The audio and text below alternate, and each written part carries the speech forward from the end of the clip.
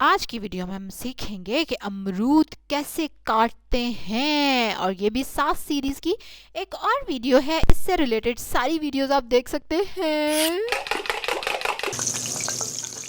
आप देख सकते हैं प्लेलिस्ट में। अस्सलाम वालेकुम, वेलकम टू माय चैनल। और मेरी सासू माँ काटेंगी अमरूद। जैसे कि अमरूद हम कच्चालुओं में डाल के खाते हैं। कौन कौन खाता है कच्चालू?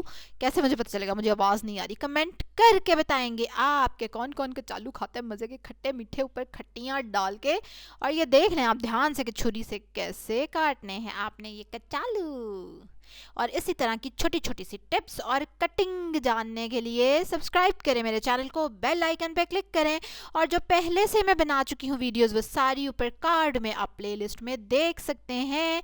और इस प्लेलिस्ट का नाम क्या है? 7 सीरीज, जिसमें सासू माँ हमें सिखाती हैं छोटी छोटी नन्ही छोटी छोटी बातें और टिप्स। मज़ेदार रेसिपीज़ के लिए, टिप्स के लिए, सास की स्पेशल टिप्स के लिए आपको क्या करना पड़ेगा? सब्सक्राइब करें मेरे चैनल को, बेल आइकन पे ज़रूर क्लिक करें। कल एक और मज़े की वीडियो के साथ आपसे मुलाकात होगी।